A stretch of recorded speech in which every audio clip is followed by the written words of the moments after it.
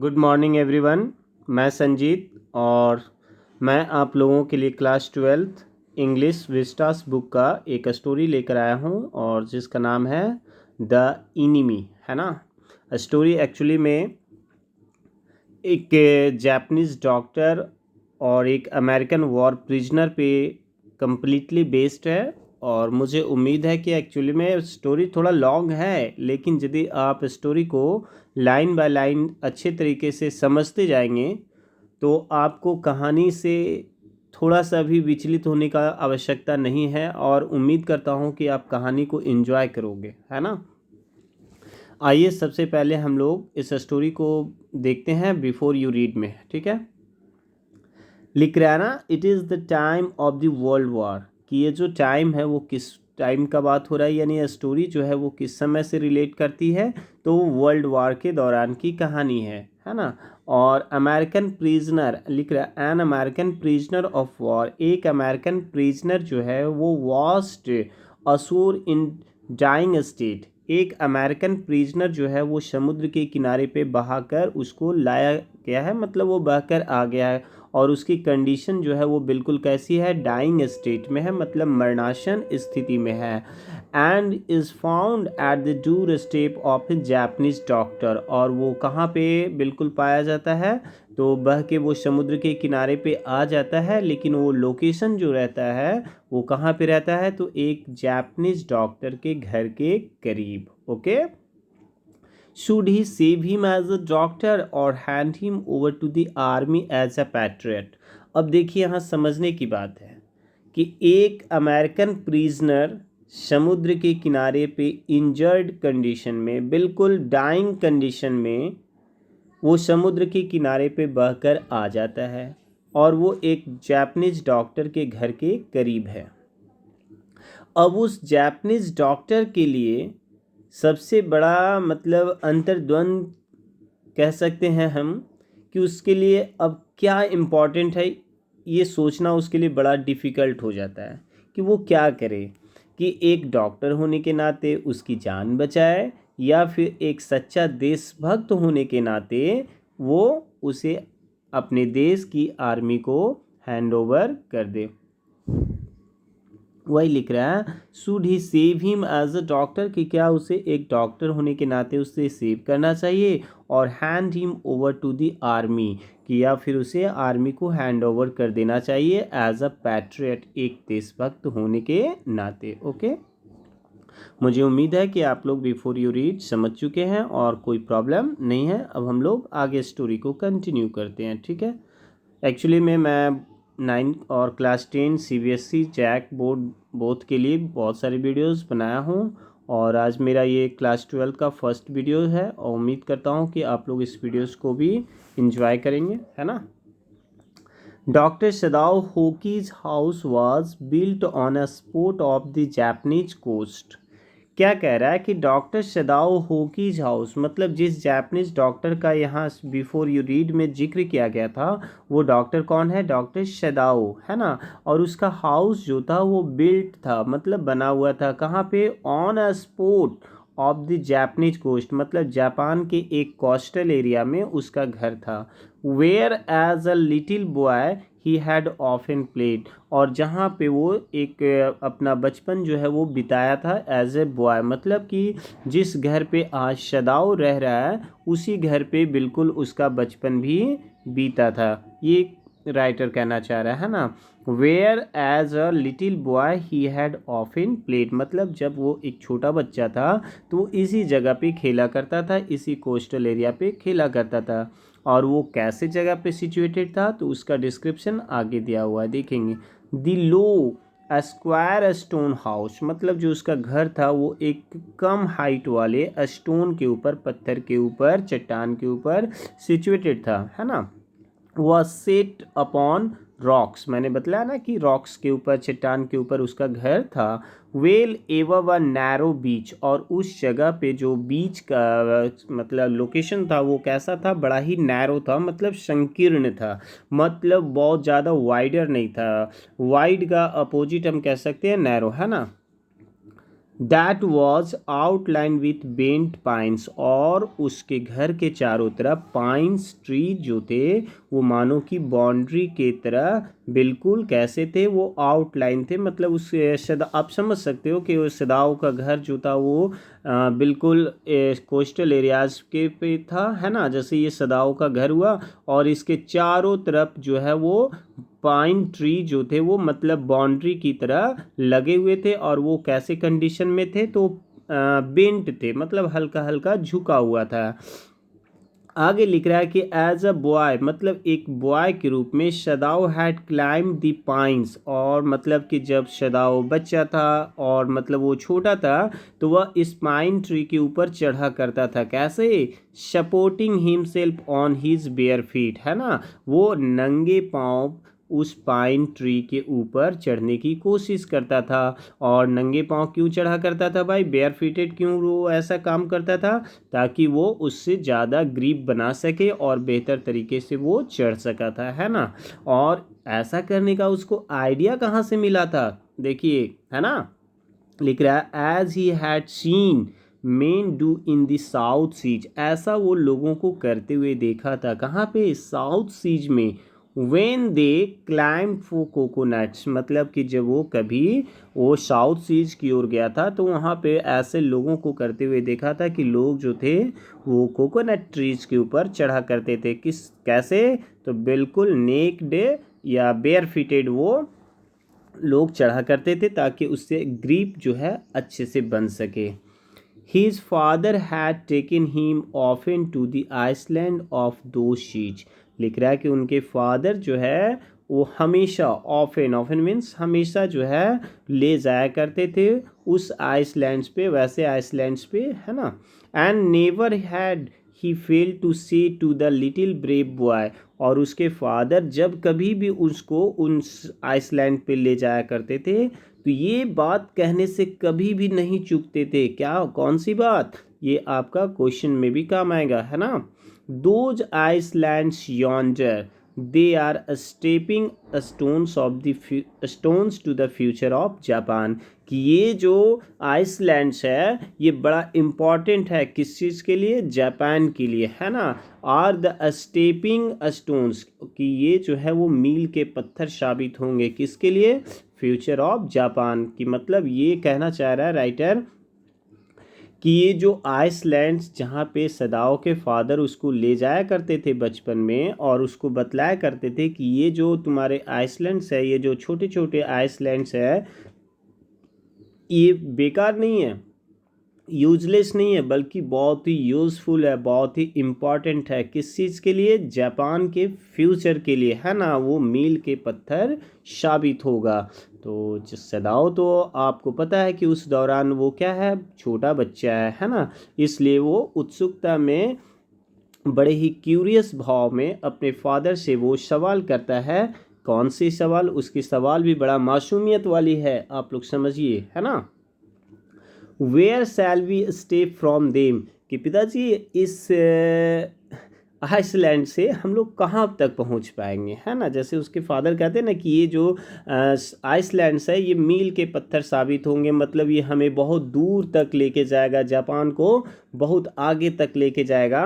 तो वो बच्चा बड़ा मासूमियत से सदाओ जो है बचपन में अपने फादर से सवाल करता है कि where shall we stay from them, कि हम लोग कहाँ तक जा पाएंगे, है ना। सदाओ आज सीरियसली, मतलब सदाओ बड़ा गंभीर भाव में ऐसे सवाल अपने फादर से करता है। तो देखिए उनके फादर ने क्या जवाब दिया। हु नोज, कौन जानता है। हिज फादर हैड आंसर, तो उनके फादर ने उसको जवाब दिया था कि कौन जानता है। Who can limit our future, है ना, कि कौन हमारे फ्यूचर को लिमिट कर सकता है। सही बात है भाई, कि हमारा फ्यूचर तो बिल्कुल किसके हाथों में है? हमारे हाथों में है। हम जैसा काम करेंगे हमारा फ्यूचर वैसा ही होगा। और यही बातें सदाओं को उनके फादर जो हैं वो समझाने की कोशिश कर रहे हैं कि who can limit our future, कि हमारे फ्यूचर को कौन लिमिट कर सकता है। It depends on what we make it, कि ये तो निर्भर करता है कि हम कैसे काम करते हैं। समझ गया ना।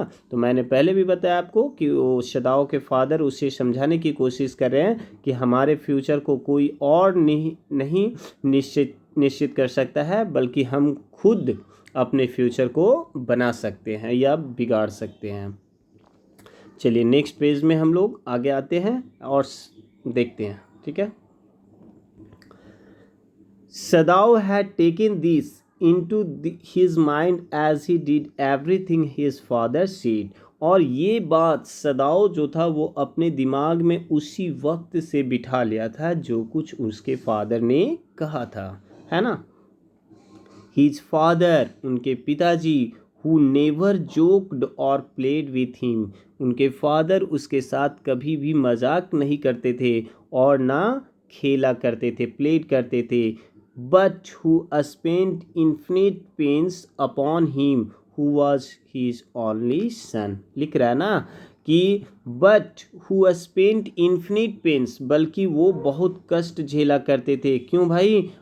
क्यों? क्योंकि वो उनका इकलौता बच्चा थे, है ना। सदाओ जो था वो अपने फादर का इकलौता सन था और वो उसको बेहतर के लिए, सदाओ के बेटरमेंट के लिए बहुत कष्ट झेला करते थे। सदाओ न्यू दैट, सदाओ भी इस बात को समझता था। His education was his father's chief concern, कि उनके फादर यदि इतने स्ट्रिक्ट हैं, कभी उनके साथ हंसी मजाक नहीं करते, कभी उनके साथ खेलते नहीं हैं, उनको बहुत ज़्यादा मतलब स्ट्रिक्ट रखते हैं, डिसिप्लिन में रखते हैं, तो इसके पीछे रीज़न क्या है? तो वो भी इस बात को जानता था कि his education was his father's chief concern, कि उनकी एजुकेशन उनके पिताजी की सबसे मोस्ट इम्पॉर्टेंट कंसर्न थी, मतलब चिंता थी। यानी कि वो चाहते थे कि मेरा बच्चा, मेरा सदाओ जो है वो वेल एजुकेटेड बने और एक सक्सेसफुल पर्सन अपने लाइफ में बन सके, है ना। फॉर दिस रीजन, इसी कारण से he had been sent to the 22 to America, है ना। और इसी वजह से सदाओ को 22 ईयर्स के एज में कहाँ पे भेज दिया जाता है? अमेरिका भेज दिया जाता है। लिख रहा ना कि he had been sent at 22 to America, कि 22 ईयर्स के एज में उनको अमेरिका भेज दिया जाता है। किस लिए? To learn all that could be learn of surgery and medicine, यानी कि उनको मेडिकल की पढ़ाई करने के लिए, डॉक्टरी की पढ़ाई करने के लिए 22 ईयर्स के एज में अमेरिका भेज दिया जाता है ना।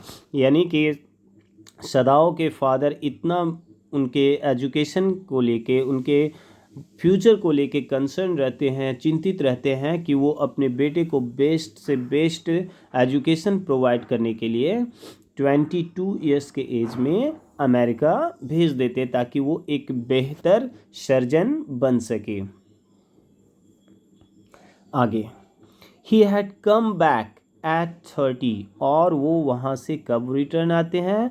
30 ईयर्स के एज में, है ना।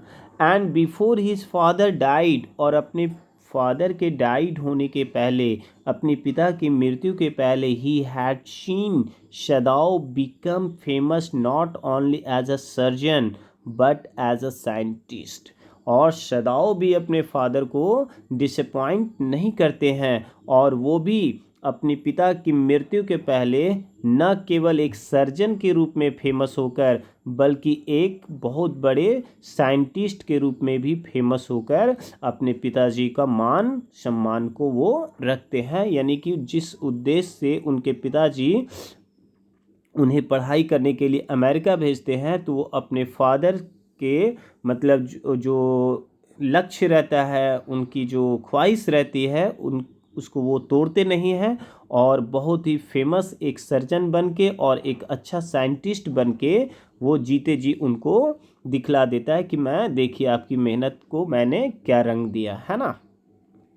Because he was perfecting a discovery which would render wounds entirely clean. देखिए लिख रहा है, और वो उनको साइंटिस्ट का दर्जा क्यों दिया गया है भाई? तो देखिए यहाँ पर बतलाने की कोशिश किया गया है कि वो सदाओ जो था ना, लिख रहा है ना, because he was perfecting a discovery, क्योंकि वो एक ऐसे डिस्कवरी को में परफेक्ट हो रहे थे, मतलब एक ऐसे टेक्निक का डिस्कवर कर रहे थे कि विच वुड रेंडर, जो बल क्या कर देगा भाई, रेंडर कर देगा किस चीज़ को, जख्म को, इंटायरली क्लीन। मतलब वो इस प्रकार से मतलब एक डिस्कवरी में लगे हुए थे, ऐसी चीज़ का खोज करने में लगे हुए थे कि किसी भी प्रकार का यदि जख्म हो और घाव हो तो वो उसको तुरंत वो उसको क्या कर सकता है, हील कर सकता है, मतलब भर सकता है, यानी गहरे से गहरे जख्म को भी वो ठीक करने में एक्सपर्ट हो गए थे। He had not been sent abroad with the troops, और इसी वजह से इनको सेना के साथ वॉर पे भेजा नहीं जाता है, मतलब कि जिस जगह पे मतलब वॉर हो रही थी उस जगह पर इनको भेजा नहीं जाता है। और एक रीजन है, also he knew there was some slight danger that the old general might need an operation for a condition for which he was now being treated medically, and for this possibly Sadao was being kept in Japan। ये यहाँ से आपका question भी है ना, इसलिए आप लोग ध्यान से समझोगे, मैं फिर से समझा रहा हूँ। हाँ, अभी तक हम लोगों ने देखा कि सदाओ जो था वो क्या था, बड़ा एक्सपर्ट एक सर्जन बन चुका था, और वो एक ऐसा डिस्कवरी कर चुका था जिससे गहरे से गहरे जख्म को बड़े कम समय में, बड़े शॉर्ट पीरियड में उसको हील किया जा सकता था। नंबर 1 पॉइंट हमें ये ध्यान रखना है, ठीक है। और इसी वजह से उनको युद्ध स्थल पे मतलब वॉर प्लेस पे इनको भेजा नहीं जाता था, ठीक है, और इनको जापान में रखा गया कि आप यहीं पे रहो। इसके पीछे एक और वजह है, देखिए, ऑल्सो ही न्यू, वह यह भी जानता था, क्या जानता था भाई, there was some slight danger, कि कुछ खतरा था। कौन सा खतरा था भाई, किसके ऊपर खतरा था, the old general might need an operation, कि जो जापान का ओल्ड जनरल था, बूढ़ा जनरल जो था, मतलब हम कह सकते हैं कि जो उस समय जापान का जो रूलर था, शासक था, है ना, किंग था, उसको किसी भी वक्त ऑपरेशन की ज़रूरत पड़ सकती थी। और यदि जापान में वो न रहता और वो वॉर प्लेस में रहता और इमीडिएटली जनरल को ऑपरेशन करने की ज़रूरत पड़ जाती, तो फिर ऑपरेशन कौन करता है ना। इसी 2 वजह से सदाओ को वॉर पे ना भेज के बल्कि जापान में ही सुरक्षित रखा जाता है, ठीक है। लिख रहा है ना, general might need an operation for a condition for which he was now being treated medically, और जिसका क्या किया जा रहा था, मेडिकली ट्रीटमेंट चल रहा था। एंड फॉर दिस पॉसिबिलिटी, और यही सारी पॉसिबिलिटी की वजह से, संभावनाओं की वजह से, Sadao was being kept in Japan, की सदाओ को कहाँ पे रखा गया था, तो जापान में ही रखा गया था, उसको वॉर पे भेजा नहीं जाता। लिख रहा ना, he was now being treated medically, and for this possibility, इसी possibility की वजह से सदाओ was being kept in Japan, की मतलब सदाओ को कहाँ पे रखा गया था, जापान में रखा गया था, है ना। तो ये सारी चीज़ें जो थी वो तुम्हारा बैक चल रही है, ये सारी चीज़ें जो है वो क्या है, बैक चल रही है, ठीक है। अब हम लोग कहानी को बिगिनिंग में देखते हैं। कहानी अब शुरुआत हो रही है, ठीक है। क्लाउड्स वेर राइजिंग, लिख रहा है कि बादल जो थे वो उठ रहे थे समुद्र से। From the ocean now, clouds were rising from the ocean now, मतलब समुद्र से बादल, मतलब ठंडा का समय है, और कह सकते हैं कि बादलों के जैसा चीज़ जो है वो समुद्र के बीच से उठ के आसमान की ओर जा रहा है। कहने का मतलब जो है वो क्या है, काफ़ी कोहरा का जैसा सिचुएशन है, फॉग वाली सिचुएशन है। The unexpected warmth of the past few days had at night drawn heavy fog। लिख रहा है कि द अनएक्सपेक्टेड, मतलब जिसकी हम उम्मीद नहीं कर रही थी, the unexpected warmth of the past few days, मतलब पिछले कुछ दिनों से जो बहुत अनएक्सपेक्टेड गर्मी थी, मतलब मौसम में जो गर्माहट थी, had at night drawn heavy fog, और उसी वजह से उस इलाके में क्या बन चुका था, काफ़ी गहरा फॉग बन गया था, यानी काफ़ी गहरा कुहासा छाया हुआ था। Heavy fog from the cold waves, मतलब उन ठंडी लहरों के बीच में। सदाओ वॉज मिस्ट, मिस्ट मतलब धुंध या कोहरा होता है, ठीक है। सदाओ जो था वो उस कोहरे को, उस धुंध को देख रहा था। Hide outlines of a little island, जो उसके बिल्कुल आइसलैंड के, छोटे से आइसलैंड के नज़दीक था। The shore and then come creeping up the beach below the house, और वो कोहरा जो था वो मानो कि क्रीप करते हुए, रेंगते हुए कहाँ चला आ रहा था, तो उसके घर के नज़दीक चला आ रहा था। मतलब अब सिचुएशन को आप समझने की कोशिश करिए कि जो टाइम है वो कैसा है, मतलब पूरा चारों तरफ, समुद्र के चारों तरफ कोहरा छाया हुआ है, और वो कोहरा जो है वो धीरे धीरे वो किधर बढ़ रहा है, नियर द शोर, मतलब समुद्र के किनारे की ओर वो कोहरा चला आ रहा है। Then come creeping up the beach, और वो फिर कहाँ, समुद्र के उस बीच पे, बिलो दी हाउस, ठीक इसके घर के नीचे तक कोहरा छा जाता है। रेतिंग अराउंड द पाइन्स, और वो कोहरा जो है वो उस पाइन ट्री, मैंने बताया था ना कि सदाओं का जो घर रहता है उसके चारों तरफ क्या है, पाइन ट्री है, और वो कोहरा जो है वो चारों तरफ से आकर उस पाइन ट्री को भी अपने कवर में ले लेता है, ठीक है।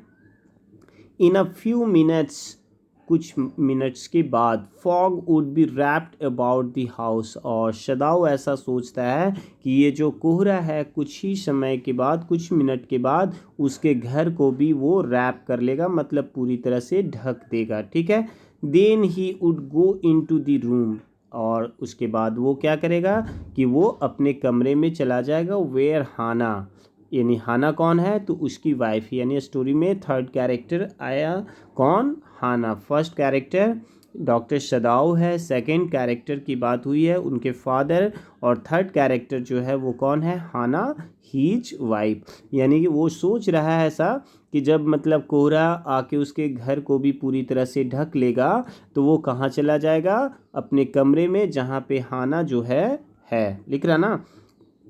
Then he would go into the room where Hannah, his wife, would be waiting for him, जहाँ पे हाना उसका इंतज़ार कर रहा है, किसके साथ, with the two children, उसके दो बच्चों के साथ। यानी अभी सदाओ जो है वो शायद अपनी बालकोनी में खड़ा है, और वह समुद्र की ओर देखते रहता है, और वो क्या पाता है भाई कि समुद्र में चारों तरफ, समुद्र के चारों तरफ कोहरा जो है, मिस्ट जो है, फॉग जो है, वो उसको ढकते जा रहा है। वो ढकते ढकते वो समुद्र के किनारे से आगे बढ़ते बढ़ते उसके घर के नज़दीक जो पाइन ट्री रहते हैं उसको वो कवर कर लेता है। अब सदाओ सोचता है कि कुछ ही पल में ये जो कोहरा है उसके घर को भी पूरी तरह से कवर कर लेगा, और उसके बाद वो कमरे के भीतर चला जाएगा, जहाँ पे हाना उसकी दो बच्चों के साथ क्या कर रही है, इंतज़ार कर रही है। लेकिन होता क्या है, बट एट दिस मोमेंट, उसी पल, द डोर ओपन, दरवाज़ा खुला, and she looked out a dark blue woollen haori. Haori एक प्रकार का मतलब ड्रेस है जो जापानीज लोग वेयर करते हैं, ठीक है। लिख रहा है कि उसी वक्त दरवाज़ा खुला और सी लुक्ड आउट, और वो मतलब पहने हुई बाहर निकली। लुक आउट मतलब बाहर निकल रही है, कौन सी ड्रेस में, अ डार्क ब्लू वुलन, एक डार्क ब्लू कलर का वुलन हाउरी, मतलब कपड़े के ऊपर एक शॉल के जैसा हम कह सकते हैं, या फिर एक पोशाक है, एक प्रकार का कॉस्ट्यूम है, जापानीज लोग उसको डालते हैं अपने बॉडीज के ऊपर, है ना। तो वो पहने हुए बाहर निकलती है, ओवर हर कीमोनो, अपने उस कीमोनो के ऊपर, कीमोनो भी उसका कॉस्ट्यूम है। सी केम टू हिम अफेक्शनेटली, और वो बड़े ही स्नेह से, बड़े प्यार से वो सदाओ के करीब जाती है ना। आगे मैं बतला रहा हूँ, जस्ट अ मिनट। हाँ, लिख रहा है ना, सी केम टू हिम अफेक्शनेटली, और बड़े ही स्नेह पूर्वक, बड़े ही प्रेम पूर्वक वह अपने हस्बैंड सदाओ की ओर जाती है। And put her arm through his as he stood, और अपने बाहों को वो सदाओ अपने बाहें जो है वो सदाओ के गले में डाल देती है, स्माइल करती है एंड सेड नथिंग, और वह कुछ नहीं करती है ना। और फिर से कहानी थोड़ा सा बैक में जाएगा। He had met Hana in America. Sadao जो है वो रिकॉल करता है और वो सोच रहा है, कह रहा है कि वो हाना से कहाँ पे उसकी मुलाकात होती है, अमेरिका में, ठीक है। But he had waited to fall in love with her until he was sure she was Japanese. और वह तब तक उससे प्यार नहीं करता है जब तक कि वो कंफर्म ना हो जाए कि यह भी जो है वो क्या है, एक जापानीज है। ये यहाँ से आपको क्वेश्चन में भी काम आएगा, ये आंसर लिखने में, है ना, कि सदाओ जो है वो हाना से कहाँ पे मुलाकात करता है भाई, यानी हाना से वो फर्स्ट टाइम कहाँ मिला रहता है, तो वो जापान में, और सॉरी अमेरिका में मिला रहता है। और हालांकि वो उसे पहली नज़र में ही उससे उसकी प्यार हो जाती है, हम लोग आगे भी देखेंगे, लेकिन वो तब तक उस चीज़ को एक्सप्रेस नहीं करता है, जाहिर नहीं करता है, जब तक कि वो पूरी तरह से कंफर्म ना हो जाए कि वो भी एक जापानीज है ना। क्यों, इसके पीछे वजह क्या है, तो देखिए लिख रहा है, his father would never have received her unless she had been pure in her race. तो रीज़न ये था कि उसके फादर जो थे वो उसको कभी भी एक्सेप्ट नहीं करते यदि वो प्योर रेस का ना होती। रेस मतलब नस्ल की ना होती, मतलब यदि वो प्योर जापानीज यदि ना होती तो उसके रिश्ते को लेकर कभी भी उनके फादर यानी सदाओ के फादर जो थे वो कभी भी इस रिश्ते को एक्सेप्ट नहीं करते। इसी वजह से सदाओ जो था वो डरा हुआ था और वो तब तक उससे प्यार का अपना इजहार नहीं करता है जब तक कि भाई वो कंफर्म ना हो जाए कि ये भी हाना जो है वो उसी की रेस की है, उसी की नस्ल की है, और यानी कहने का मतलब कि वो भी एक जापानीज लड़की है, ठीक है। ही वंडर्ड ऑफन whom, वो हमेशा इस बात को लेकर मतलब वंडर्ड होते रहता है कि whom he would have married if he had not met हाना। अब वो सोच रहा है ना, सोचता है, अब शादी हो चुकी है, मतलब पास्ट टाइम की बात हो रही है, कि वो सोचता है अब कि क्या होता अगर यदि वो हाना से नहीं मिला होता, तो पता नहीं वो किससे शादी करता। वही चीज़ को कह रहा है यहाँ पे, समझिए। ही वॉन्डर्ड, वह सोचा करता है, ऑफन मतलब हमेशा, whom he would have married कि वह किससे शादी करता, if he had not met हाना कि यदि वो हाना से नहीं मिला होता, हाना उसकी ज़िंदगी में नहीं आई होती, तो पता नहीं वो किससे शादी करता। And by what luck he had found her in the most casual way, और उससे उसकी मुलाकात भी जो होती है वो बड़ा ही कैसा संयोग से होती है। वॉट लक मतलब किस संयोग से उसकी मुलाकात होती है, बड़ा ही कैसे वे में, कैजुअल वे में। देखिए आगे हम लोग समझने की कोशिश करते हैं कि हाना और मतलब सदाओ की मुलाकात जो है वो भले ही अमेरिका में होती है, लेकिन किस तरह से होती है, कहाँ पे होती है, इन चीज़ों को समझने की कोशिश करते हैं। बाय चांस, लिटरली बड़ा ही संयोग से, मैंने बोला ना कहाँ पे, at an American professor's house, यानी उन दोनों की मुलाकात कहाँ पे होती है, एक अमेरिकन प्रोफेसर के घर पे। The professor and his wife had been kind people, लिख रहा है ना कि द प्रोफेसर और जो इस अमेरिकन प्रोफेसर की बात हो रही है जहाँ पे वो हाना से मिला रहता है, वो प्रोफेसर और उसकी वाइफ जो थी ना, वो बड़े ही कैसे पे पर्सन थे, बड़े ही काइंड पर्सन थे, है ना। Anxious to do something for their few foreign students, और वो मतलब कुछ फॉरेन स्टूडेंट्स के लिए हमेशा उनकी हेल्प करने के लिए बड़ा ही एक्साइटेड रहते थे, है ना। And the students the board, और उनका इस प्रकार से मतलब वो दोनों जो पति पत्नी थे, मतलब वो अमेरिकन प्रोफेसर और उनकी वाइफ जो थी, वो बड़ा ही कुछ ज़्यादा ही केयर किया करती थी, किसका, फॉरेनर स्टूडेंट्स का, है ना। तो उनका इस प्रकार से मतलब कि जो बच्चों का कुछ ज़रूरत से ज़्यादा ही टेक केयर करती थी। इन चीज़ों से बच्चे जो थे वो थोड़ा बोर भी हो जाया करते थे, है ना। हैड एक्सेप्टेड दिस काइंडनेस, मतलब जो उन लोगों ने जो बच्चों के प्रति काइंडनेस दिखाते थे कुछ हद तक ज़्यादा ही, इन चीज़ों से बच्चे भी थोड़ा कभी कभी बोर हो जाया करते थे। सदाओ हैड ऑफन टोल्ड हाना, सदाओ हमेशा हाना को कहा करता था, how nearly he had not gone to Professor Harley's house that night.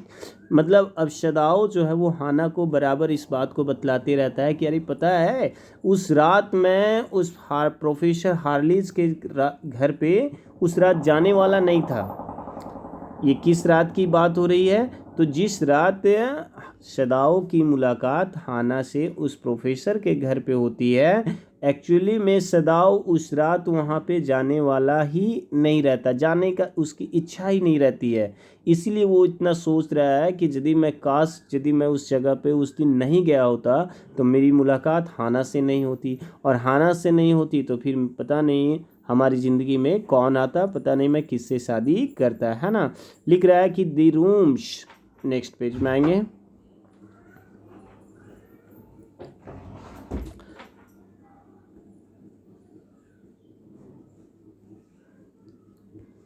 The rooms where so small, है ना, कि रूम्स जो थे वो बहुत ही कैसे थे, छोटे थे। द फूड सो बैड, खाना भी बहुत टेस्टी नहीं था। The professors wife so voluble, और उसकी वाइफ भी जो थी ना वो बड़ा ही वॉल्यूबल थी। वॉल्यूबल मतलब टॉकेटिव, मतलब बहुत बकबक करने वाली कह सकते हो, थोड़े ऊंचे स्वर में बोलने वाली, है ना। बट ही हैड गॉन, लेकिन इन चीज़ों के बावजूद भी वो उस रात अमेरिकन प्रोफेसर हार्लीज के घर जाता है। एंड ही हैड फाउंड हाना, और वहाँ पे वो किससे मिलता है? हाना से। और ये मुलाकात उसकी ज़िंदगी को बदल देता है। हालांकि वो वहाँ जाना नहीं चाहता है, लेकिन संजोग से वो जाता है और वहाँ पे उसकी मुलाकात एक लड़की से होती है जो उसका लाइफ पार्टनर बन जाता है ना। अ न्यू स्टूडेंट, हाना जो थी वो कैसी स्टूडेंट थी? New student. And had felt he would love हर, और उसी पल उसने इस चीज़ को सोच लिया था कि वह उसे प्यार करेगा। If it were at all possible, कि यदि हो सके तो वो इस लड़की से प्यार करेगा। मतलब मैंने पहले भी बताया था कि उसे पहली नज़र में ही क्या हो जाती है? प्यार हो जाती है, लेकिन उस अपने सिद्धांत की वजह से वो उस चीज़ को कंट्रोल करके रखता है, अपनी भावनाओं को एक्सप्रेस नहीं होने देता है, कि जब तक वो कंफर्म नहीं हो जाता है कि वो भी एक जापानीज़ लड़की है तब तक वो अपने प्यार को प्रपोज नहीं करता है ना। अब आगे फिर कहानी रिज्यूम हो रही है ना, ठीक। Now he felt her hand on his arm, अब वो ऐसा फील कर रहा है। देखिए हम लोग स्टोरी में थे कहाँ पे, सदाओ जो था वो अपनी बालकोनी में खड़ा था, वो सी की ओर, समुद्र की ओर देखते रहता है। कोहरा पूरे चारों ओर कोहरा छा गया है, और वो अपने कमरे के भीतर जाने ही वाला रहता है कि इसी बीच हाना जो है वो आ जाती है और अपने बड़े ही प्यार से अपनी बाहों को उसके गले में डाल देती है, और वही फील वो कर रहा है। Now he felt her hand on his arm and was aware of the pleasure it gave him, और जो उन दोनों के बीच में थोड़ा सा प्रेम हो रहा है, स्नेह है, उस अनुभूति उसका वो अनुभूति लेता है ना, एहसास करते हैं। Even though they had been married years enough to have the 2 children, यद्यपि दोनों का विवाह हुए काफ़ी वक्त हो गया है, दोनों का शादी हुए काफ़ी समय व्यतीत हो गया है, अब उनके 2 बच्चे हैं, लेकिन दोनों के बीच प्यार आज भी जो है वो बहुत ज़्यादा है। दोनों के बीच में अफेक्शन जो है वो बहुत ज़्यादा है। For they had not married heedlessly in America, और वे अपनी विवाह को अमेरिका में चोरी छिपे, हीडलेसली मतलब सीक्रेटली नहीं किए हैं, चोरी छिपे नहीं किए हैं, है ना। तो फिर मैरिज उन लोगों ने कैसे किया? तो आइए हम लोग देखते हैं, समझने की कोशिश करते हैं कि फिर दोनों का विवाह कैसे होता है। They had finished their work at school, है ना, वे दोनों अपने पढ़ाई को कंप्लीट किए। And had come to Japan, और वो वापस कहाँ पे आते हैं? Japan. And when his father had seen the marriage had been arranged in the old Japanese way, है ना। और जब वो दोनों पढ़ाई करके वापस जापान आ जाते हैं और उनके फादर को इस बात का जब पता चलता है तो दोनों का विवाह अरेंज कर दिया जाता है। बिल्कुल कैसे तरीके से? तो ओल्ड जापानीज वे, बिल्कुल पुराने जापानीज तरीके से, मतलब जो जापानियों की पारंपरिक प्रथा है उसके अनुकूल ही दोनों का विवाह कराया जाता है ना। Sadao and Hana had talked everything over beforehand. लिख रहा है कि सदाओ और हाना जो है वो हर चीज़ को पहले से ही तय कर लिए थे कि क्या करना है लाइफ में या नहीं करना है। देखो लिख रहा है ना, Sadao and Hana had talked everything over beforehand, मतलब सदाओ और हाना जो थे वो पहले ही हर चीज़ तय कर लिए थे। दे वेयर परफेक्टली हैप्पी, और कहने का मतलब है कि दोनों जो थे वो बिल्कुल एक हैप्पी कपल है। She laid her cheek against his arm, और अपने वो गालों को उसकी बाहों के बीच में वो रख देती है। मतलब ये एक बतलाना चाह रहा है कि किस प्रकार से दोनों के बीच में प्रेम है, स्नेह है। लेकिन इसी बीच देखिए उन लोगों ने क्या चीज़ को नोटिस करता है। उस समुद्र की ओर दोनों बालकोनी में खड़े हैं, दोनों एक दूसरे की मतलब काफ़ी करीब है, प्यार है दोनों के बीच में हो रहा है। इसी बीच उन लोगों ने क्या नोटिस किया, समझने की कोशिश करते हैं। It was at this moment, उसी पल, दैट बोथ ऑफ देम, उनमें से हर दोनों ने मतलब सदाओ और हाना दोनों ने saw something black come out of the mist, उन लोगों ने नोटिस किया कि उस कोहरे के बीच में से कुछ काला सा चीज़ जो है वो उठकर बाहर आया। इट वॉज अ मैन, और लगा कैसा कि कोई आदमी है। He was flung out of the ocean, और वो समुद्र के बाहर से निकला। फ्लंग इट सीम्ड, ऐसा लगा कि वो समुद्र के बीच से छलांग लगा कर निकलता है। टू हिज फीट, अपने पैरों के बल। By a breaker he staggered a few steps, और वह आदमी जो समुद्र में कोहरों के बीच से निकल रहा है ना, और वो क्या है किसी चीज़ से मतलब वो टकराता है और लड़खड़ाते हुए, देखिए लिख रहा ना, he staggered a few steps, लड़खड़ाते हुए वह कुछ कदम चलता है। His body outline against the mist, और उस व्यक्ति को भी कोहरा जो है वो पूरी तरह से ढका हुआ है। His arms above his head, और उसकी बाहें जो है वो कहाँ पे है, उसके हाथ माथे के ऊपर। Then the curl mist hid him again, उसके बाद वो कोहरा जो है वो पूरी तरह से उसको फिर ढक लेता है। यानी कि क्या हो रहा है, अब इसको हम लोग अच्छे से समझने की कोशिश करते हैं। सदाओ और हाना जो है वो बालकोनी में है। अचानक उन लोगों ने नोटिस किया कि उस समुद्र की ओर से, उस कोहरे के बीच में से कोई व्यक्ति जो है वो कुछ निकला। समथिंग ऐसा उन लोगों को लोगों ने नोटिस किया, और उन लोगों ने क्या देखता है कि वो आदमी जो है वो कुछ कदम लड़खड़ाते हुए चलता है, और फिर से एक बार वो कोहरा जो है उस व्यक्ति को पूरी तरह से ढक देता है, और वे लोग उसको अच्छे तरीके से देख नहीं पा रहे हैं। अब देखिए क्या हो रहा, हु इज़ दैट, है ना, लिख रहा है ना, who is that, who is that, Hannah cried, Hannah जो है वो क्राई करती है, मतलब चीख कर अपने हस्बैंड सदाओ को बोलती है कि हु इज़ दैट, कौन है वो।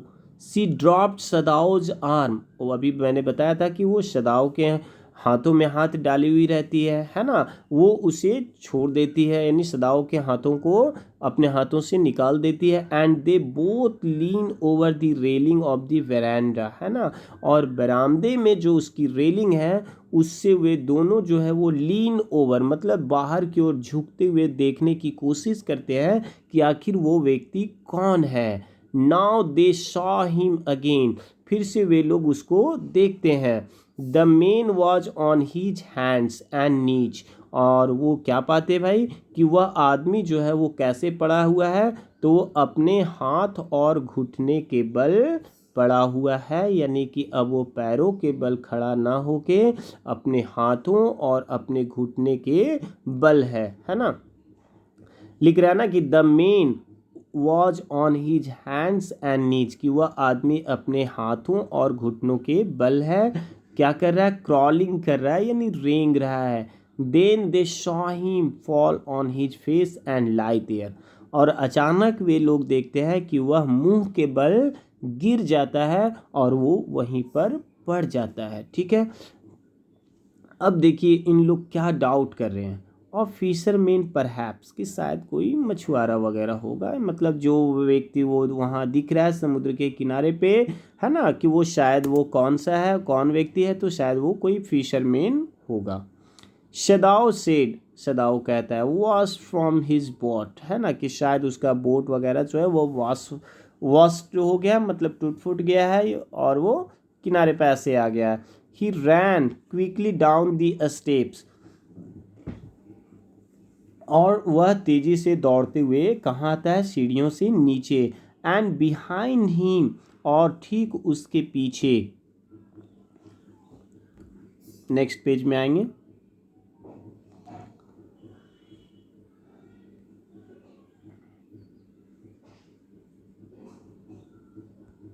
हाना केम, है ना, ठीक उसके पीछे कौन आती है, हाना आती है।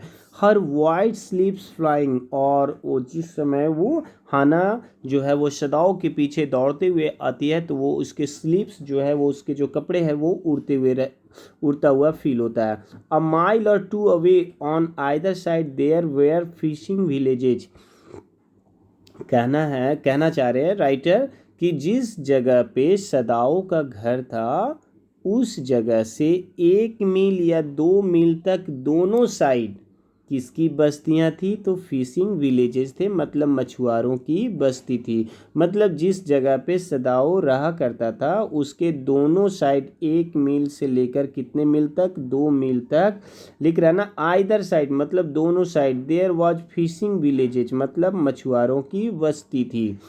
But here was only the bare and lonely coast, लेकिन ये जो किनारा था वो एकमात्र और सुनसान किनारा था, डेंजरस विथ रॉक्स, और ये जो जगह था वो बड़ा ही चट्टानों से खतरनाक वाला जगह था, मतलब काफ़ी चट्टान वगैरह डेंजरस रॉक्स वगैरह थे इस समुद्र के किनारे पे, इस बीच पे जहाँ पे शदाओ का घर था।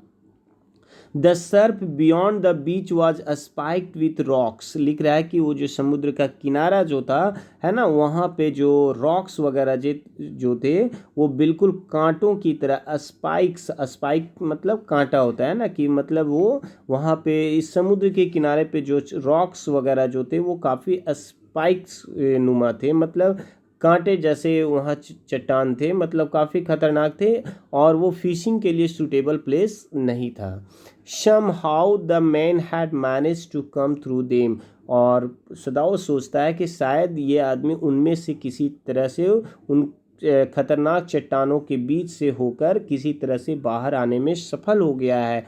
He must be badly torn, लेकिन बाहर तो आ गया है लेकिन बिल्कुल वो कैसा होगा, इंजर्ड होगा, और मतलब काफ़ी गंभीर रूप से वो घायल होगा। ठीक है, आगे हम लोग चलते हैं। दे शॉ, वे लोग देखते हैं क्या भाई, दे केम टुवर्ड हिम, जब वे लोग उसके करीब आते हैं, that indeed it was so, वो बिल्कुल वैसा ही था। The sand on one side of him had already a stain of red soaking through, लिख रहा है ना कि दे सॉ हिम, वे लोग जब उसको देखे, दे केम टुवर्ड हिम, वे लोग उसकी ओर दौड़कर आए, that indeed it was show, वो बिल्कुल वैसा ही गिरा हुआ मुंह के बल पड़ा था, है ना। The sand on one side of him, मतलब उसके चेहरे के एक साइड पूरा बालू वगैरह जो था, सैंड वगैरह जो था वो लगा हुआ था, है ना। Him had already a stain of red, मतलब फेस, और वो जिस साइड उसका चेहरा दिख रहा था एक साइड, और वहाँ के जो मतलब सैंड वगैरह थे वो बिल्कुल कैसा हो गया था, रेड हो गया था। शोकिंग थ्रू, मतलब उसके शरीर से जो उसके फेस से ब्लीडिंग हो रही थी उससे वो वहाँ का जो बालू वगैरह था वो बिल्कुल लाल हो गया था, है ना। ही इज़ wounded, सदाव एक्सक्लेम, सदाव जो है वो चीख कर कहता है कि ये बहुत ही जख्मी है। He made haste to the men, वह और तेजी से, हैस्ट है ना, वह तेजी से उस आदमी की ओर बढ़ता है। हु ले मोशनलेस, जो बिल्कुल कैसा पड़ा हुआ था, motionless. His face in the sand, उसका चेहरा कहाँ पे था, तो बालू में था, है ना। An old cap stuck to his head, और एक पुराना सा टोपी जो था, है ना, उसके माथे के ऊपर फंसा हुआ था, स्टक था। सोक्ड विथ सी वाटर, और वो कैप जो था वो पूरी तरह से सी वाटर से गीला हो चुका था, शॉक्ड हो गया था। He was in wet rags of garments, और उसके कपड़े जो थे वो भी कैसे हो गए थे, रैग्स हो गए थे। रैग्स मतलब फटे चिटे चिथड़े हो गए थे, फटे पुराने हो गए थे। शदाव स्टॉप्ड, शदाव जो था वो रुक गया। हाना एट हिज साइड, हाना भी जो थी उसके बगल में रुक जाती है। And turn the main head, और वो उस व्यक्ति के माथे को क्या करता है, टर्न करता है। और दे शॉ द फेस, और जैसे ही वे लोग उसके चेहरे को देखते हैं और तो क्या होता है भाई, अ वाइट मैन, हानक विस्पर्ड। और जैसे ही सदा उस व्यक्ति को टर्न करता है, मैंने बताया ना कि वो व्यक्ति मुंह के बल औंधे मुंह गिरा हुआ था, है ना। सदा उसके करीब जाता है, उसको जैसे ही टर्न करता है और वे लोग उसके फेस को देखते हैं, हाना जो है वो क्या करती है, क्राई आउट करती है, अ वाइट मैन, एक गोरा आदमी। अ वाइट मैन कहने का मतलब कौन है, यहाँ पे किसको डिनोट किया गया है, एक अमेरिकन आदमी। यही तो कंफ्यूजन की बात है। अब हम लोग स्टोरी को यहीं पे एंड करेंगे, है ना। थोड़ा सा यहाँ पे सस्पेंस रहने देते हैं कि अब आगे क्या होता है।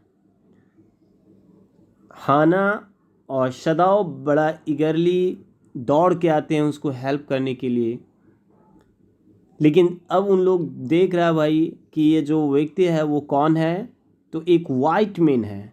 क्या अब शदाव उस व्यक्ति को हेल्प करना चाहेगा या ना करेगा, क्या होगा, हम लोग इसके सेकंड पार्ट में देखेंगे, है ना। बच्चों, मैं आप लोगों से कहना चाहूँगा, एसएस ट्यूटोरियल आप लोगों के लिए क्लास 12 के लिए भी कंटिन्यू वीडियोस बनाएंगे, और क्लास 9 और क्लास 10 का वीडियोस मैं पहले से बना रहा हूँ। और मैं उम्मीद करता हूँ कि आप लोगों को ये वीडियोस काफ़ी अच्छा लगा होगा। और यदि फिर भी आप लोगों को कुछ प्रॉब्लम्स रहती है या फिर कोई सजेशन देना चाहते हैं, तो आप लोग कमेंट करके मुझे सजेशन दे सकते हैं। लेकिन यदि आपको वीडियो समझ में आ रही है, अच्छा लग रहा है, तो आप लोगों से प्लीज़ एक रिक्वेस्ट है कि आप वीडियोस को लाइक और सब्सक्राइब ज़रूर करेंगे, और अपने फ्रेंड्स के बीच में शेयर अवश्य कीजिए, ताकि इससे हमें पता चल सके कि मतलब जो मैं बच्चों के लिए कर रहा हूँ वो बिल्कुल बेहतर है, और बच्चे भी इससे फ़ायदा ले पा रहे हैं, है ना। एक्चुअली में लॉकडाउन के समय में बच्चे पढ़ाई नहीं कर पा रहे हैं, और मैं इसी उद्देश्य से आप लोगों के लिए वीडियोज़ कंटिन्यू रोज़ बना रहा हूँ, ताकि हर एक बच्चा जो गरीब भी है वो कहीं जाके पढ़ाई नहीं कर सकता, तो कम से कम घर पे वो रह के ना की जगह कुछ तो पढ़ाई वो कर सकता है, ठीक है। इसी आशा और उम्मीद के साथ फिर मिलते हैं नेक्स्ट पार्ट में। तब तक के लिए आप सबों को धन्यवाद।